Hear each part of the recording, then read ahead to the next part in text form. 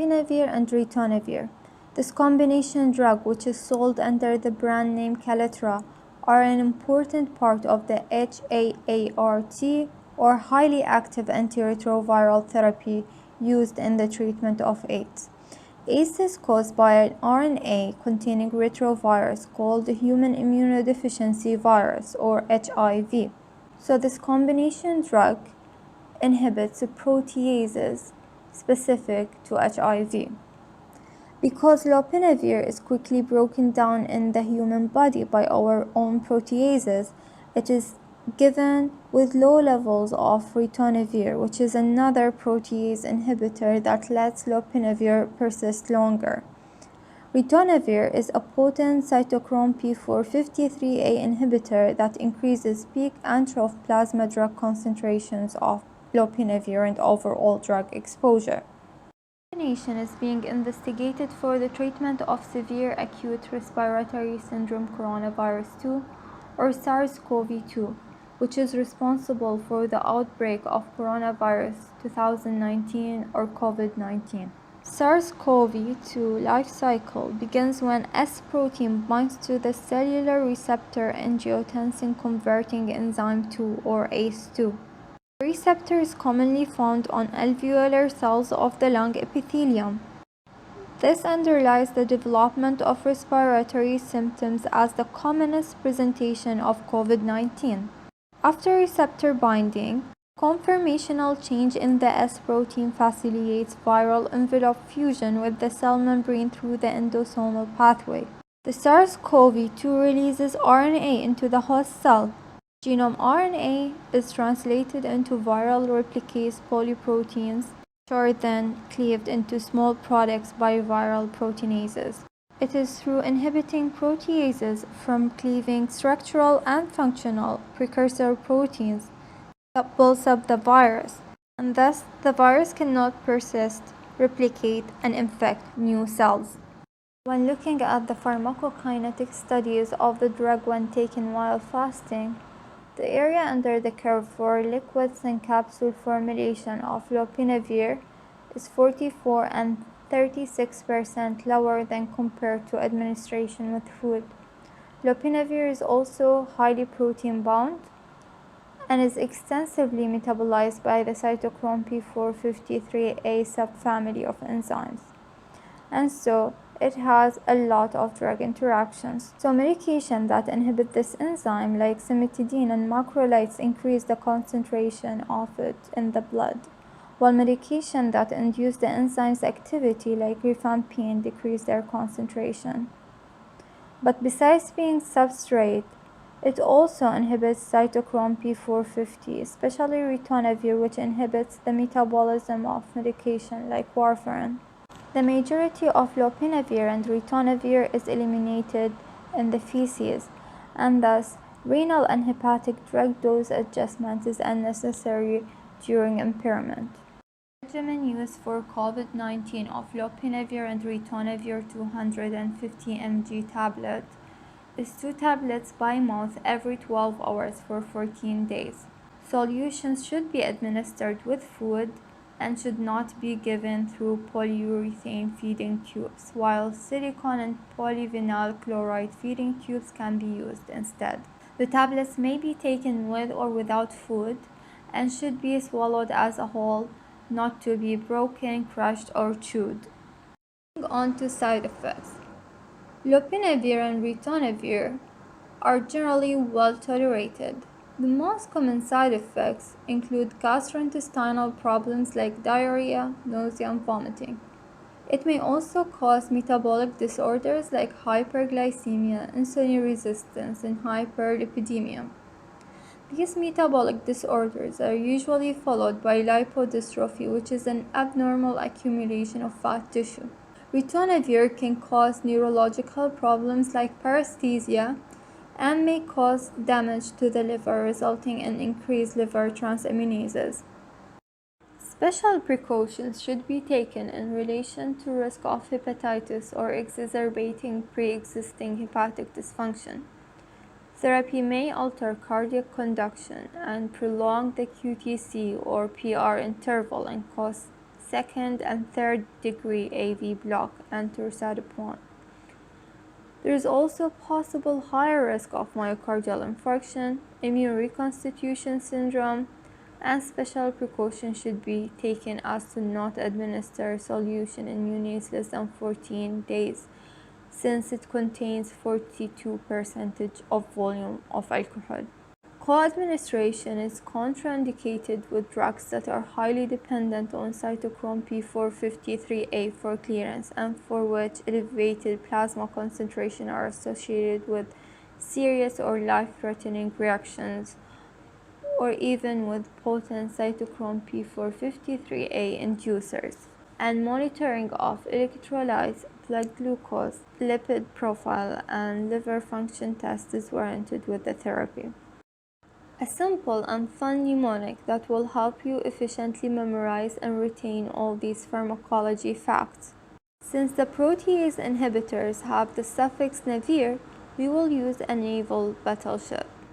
This battleship is named the SSHART with a heart symbol on it to help you remember it should be used as part of the HAART.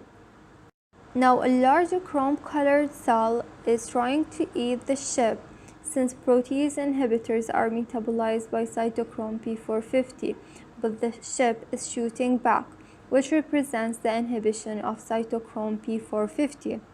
For the general side effects, a sailor had diarrhea on the aptly named poop deck, which represents gastrointestinal disturbances. Next, a rather chubby sailor that is eating a candy bar is trying to clean up the mess, which represents metabolic disturbances.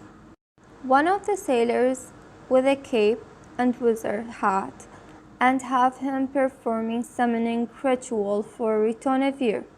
The thing he's summoning is a big sick-looking liver, since this medication can cause liver damage. The wizard have bandages covering his arm, as it can cause paresthesia. Moving on towards the clinical evidence of using lopinavir and ritonavir combination for treatment of COVID-19. Lopinavir and ritonavir was administered in combination with high-dose oral ribavirin and a tapering course of systemic steroids in a cohort of 41 patients with severe acute respiratory syndrome coronavirus or SARS-CoV, and was found to be associated with significantly less adverse clinical outcomes, including acute respiratory distress syndrome or ARDS and death, compared with 111 controls receiving ribavirin and corticosteroids. A study in vivo in non-human primates and in vitro with human cells found that these two medications inhibited viral replication in Middle Eastern respiratory syndrome coronavirus or MERS-CoV of 2012. Lopinavir and ritonavir in combination with interferon beta-1b is also being tested in an RCT in MERS-CoV patients. Now, MERS-CoV and SARS-CoV are related to SARS-CoV-2, so there is credibility for using the combination for COVID-19. Lopinavir and ritonavir is also being used clinically with anecdotal success in China, United States, and in Italy. It is not FDA approved for this indication, but is being utilized for treatment of pneumonia with or without septic shock or ARDS. In a recent randomized open-label clinical trial published in the New England Journal of Medicine, which looked at lopinavir and ritonavir as compared with standard supportive care in 199 patients hospitalized with coronavirus 19. The median time from symptom onset was 13 days, and they essentially found what was unfortunately less than optimum results.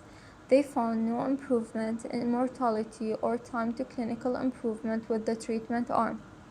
So they found no benefit in the primary outcome in the intention to treat analysis. The trial was, however, unblinded, and it enrolled a small number of patients with small number of events of 44 deaths in total, which limits our confidence in its results. With that being said, there are a few promising points to be looked at from this trial.